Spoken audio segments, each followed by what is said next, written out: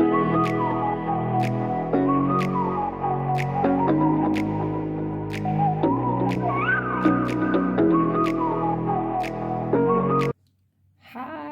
so it is now Thursday, the 14th of August. I missed yesterday entirely and I didn't finish Tuesday's vlog. So let's have a little catch up. It is currently, let's just check the time. It is 12:23. This is the first time I've gone to the office all week, and I haven't done a whole lot writing wise this week, which the whole point of the no zero days was to not feel bad about not getting masses done, like not set too high an expectation, but I would like to get something done every day, just a little bit even. And I have done some writing today, unfortunately not in my Just Breeze. I set up a new Word document for the Under the Ivy that I spoke about in my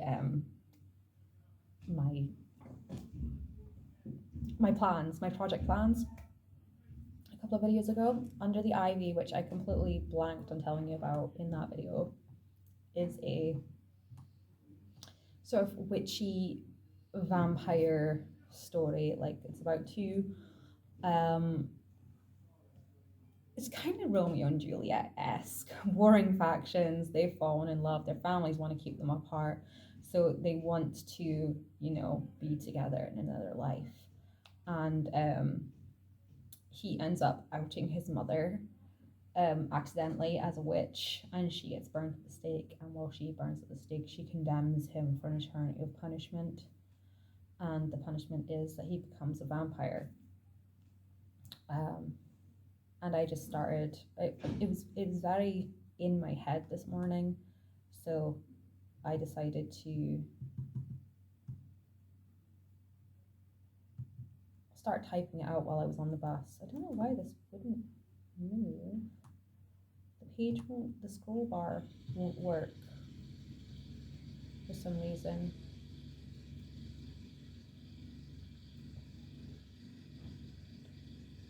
Weird.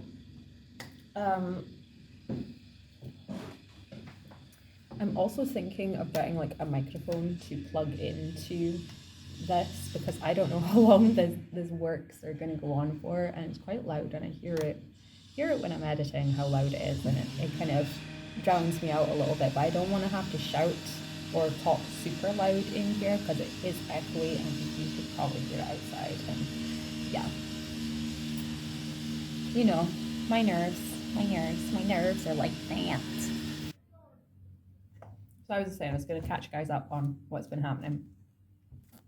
So I didn't end up doing any more writing on Tuesday. I just got that 115 words. Maybe I should start like writing down how many words I get a day, just so I have like some sort of reference. And yesterday, Wednesday, I didn't get any writing done. My chair got delivered. I now have a chair to sit on in the living room, and now the kids are fighting all over my chair. I'm gonna have to wait till the novelty wears off. It's probably the best £10 I ever spent. Probably, well, that's an exaggeration, but in terms of buying furniture, it was an amazing £10. And it's such a comfy chair. The only thing, the only thing that was wrong with it really is that it needs a bit of a hoover in the cushions, because the place their cleaning machine was broken, and the arms are quite worn. You can see where people have been rubbing up their hands. That's about it. But other than that, it's a really nice comfy chair. So yesterday was a 0 day, and so far today I've done 307 words. I did 307 words writing on the bus, that outline for Under the Ivy. I just want to get when I need a break from writing the novel project that I'm working on, I want to try and outline the other stories that I've got going on, just a little bit, just trying to map it out, because oftentimes once I get going with outlining, other pieces of the puzzle slot into place.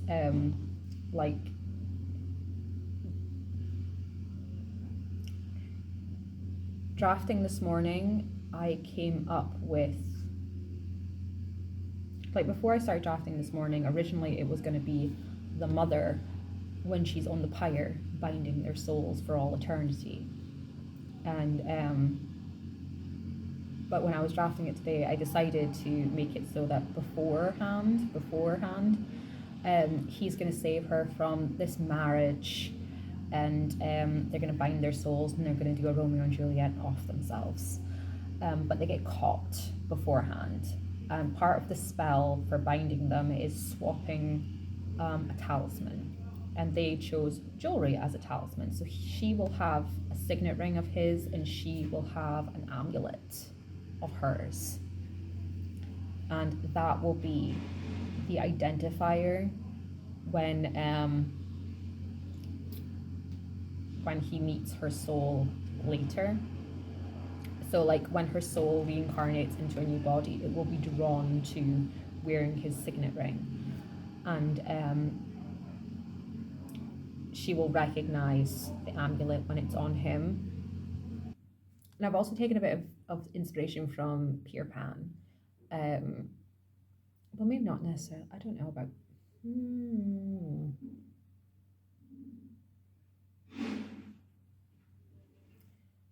Well, some of the versions of Peter Pan I've seen, like if you take into account like the sequel that Disney did and Hook, there's this this concept of Peter Pan coming back to Wendy's window and watching her grow up, and especially in Hook, watching her turn into an old lady. So I wanted to have that our main male character will keep returning and keep an eye on the family, on the hopes that her soul will pop up.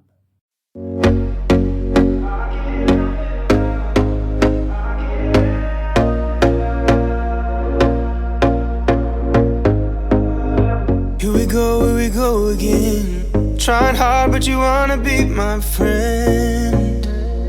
Ain't no place to hide, ain't no one to run to.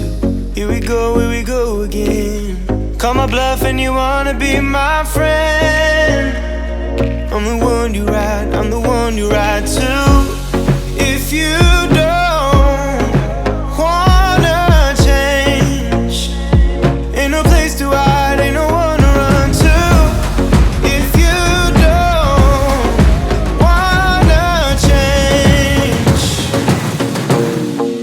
I can help you out, I can help you out, I can help you out, I can help you out, I can help you out.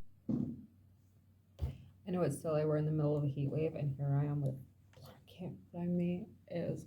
It gets cold in here. I am wondering what it's going to be like when winter comes. But it is now 5 to 2.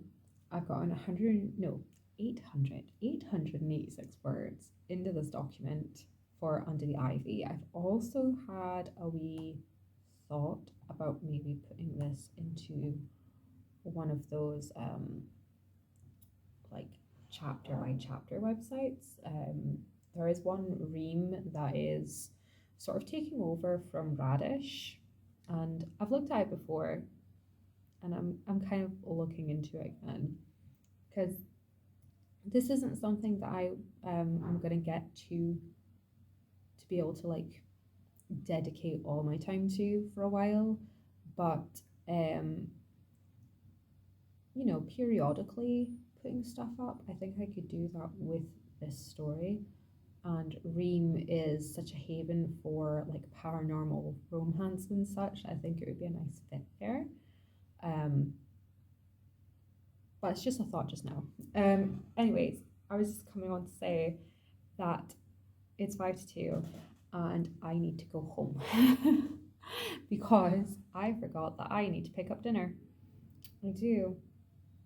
We're having pizza tonight, and I need to go pick up all the fixings for pizza. I need to pick up the pizzas, need to get salads, need to get bits and bobs, buns, but yeah, so I'm gonna have to go home now and pop up to Lidl and get those things. I will probably be back here early tomorrow as well, because I've only got 4 rooms tomorrow, and if they all check out early, then I can get them all done really, really quickly and be out of work again by like 11:30, and come down here and just go hard and see where we can get. I don't know if I'm gonna spend more time in under the ivy today, or if I'll go and do just breathe, which is still currently sitting at 6,118 words. It's sitting in a really good place. Oh, I think I've worked out why the side. I think I've worked out why the scroll bar wasn't working on this document, because I've opened it offline, and maybe for some reason in the coding it's a feature that doesn't work offline. Because I've got just breathe open and the scroll bar works fine on just breathe, but I didn't start that document offline. Whereas under the ivy, I've started that offline. I started that this morning, and on my second page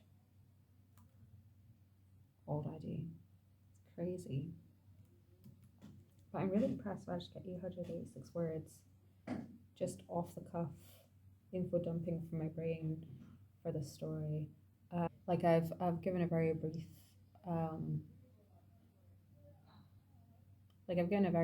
sum up of the premise, the predicament that they found themselves in, and the bit that I'm sort of flashing out just now because I want to get as much detail into it as possible is where he's been turned and he comes back to, you know, turn her, and they have a run-in with her mother, and the whole thing is just laid out about who is what and why, and she doesn't know, and all the dramaticness.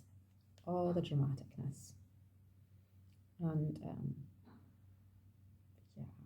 Did I happen to mention that this beginning section that I'm doing just now is set in like 1700 Scotland, so like Outlander but with vampires. Like we're going through the witch trials, and that's why it's an issue. Of course, they would start